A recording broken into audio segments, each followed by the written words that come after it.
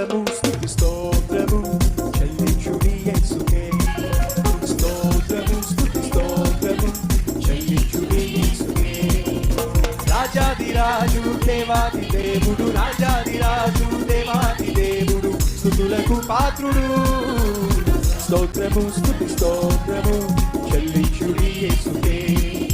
స్తోత్రము స్తుతి స్తోత్రము చెల్లించుడి యేసుకే. మనుష్య కుమారుడై మనుషుల పాపముకై మహిలోన వెలిసెను, మరణించి లేచెను.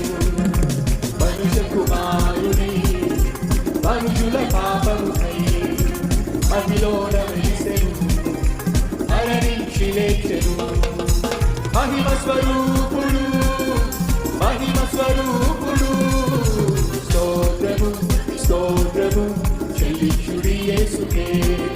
స్తోత్రము స్తుతి స్తోత్రము చెల్లించుడి యేసుకే.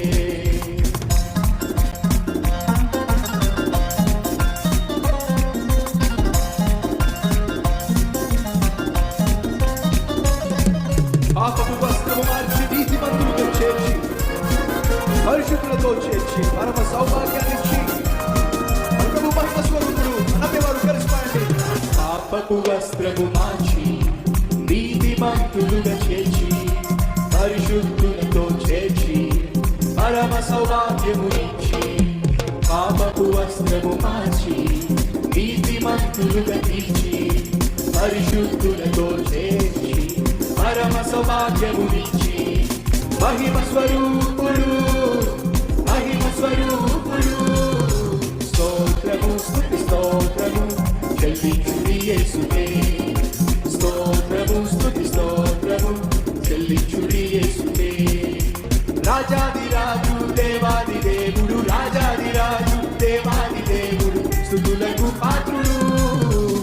స్తోత్రము స్తుతి స్తోత్రము చెల్లించుడి యేసుకే. స్తోత్రము స్తుతి స్తోత్రము చెల్లించుడి యేసుకే. మరోసారి స్తోత్రము స్తుతి స్తోత్రము చెల్లించుడి యేసుకే. స్తోత్రము స్తుతి స్తోత్రము చెల్లించుడి యేసుకే.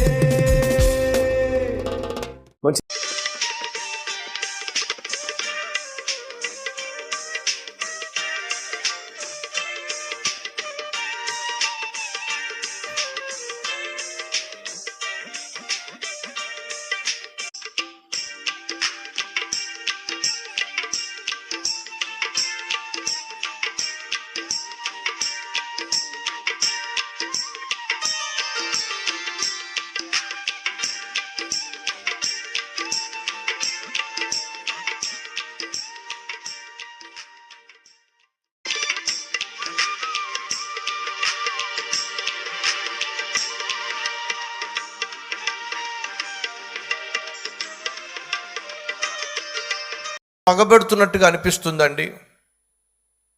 అందరూ నా మీద చాడీలు చెప్తున్నారండి, అందరూ నా నాశనాన్నే కోరుకుంటున్నారండి, ఇలా చెప్తూ ఉంటారు కొంతమంది. సహోదరి సహోదరులు దయచేసి వినండి.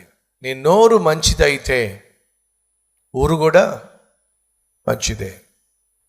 ఈరోజు మన జీవితాల్లో అనేక మంది పరిస్థితులు బాగోకపోవడానికి, అనేక మంది కుటుంబంలో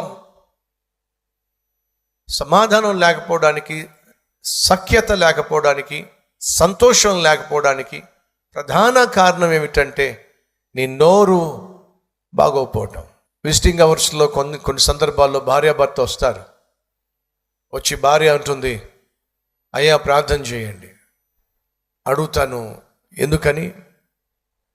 మా ఇంట్లో ఎప్పుడూ కొట్లాట్లే, మా ఇంట్లో ఎప్పుడూ గొడవలేనయ్యా, ఒక్కరోజు కుదురుగా ఉండం మేము, ఏనాడు మేము హ్యాపీగా లేము,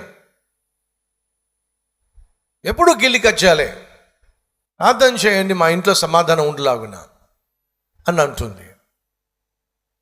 అప్పుడు నేను సూటిగా ఒక మాట అంటాను, ఇద్దరిని చూసి ఒక మాట అడుగుతాను, మీ ఇద్దరిలో ఎవరి నోరు సరైనదో కాదో చెప్పండి.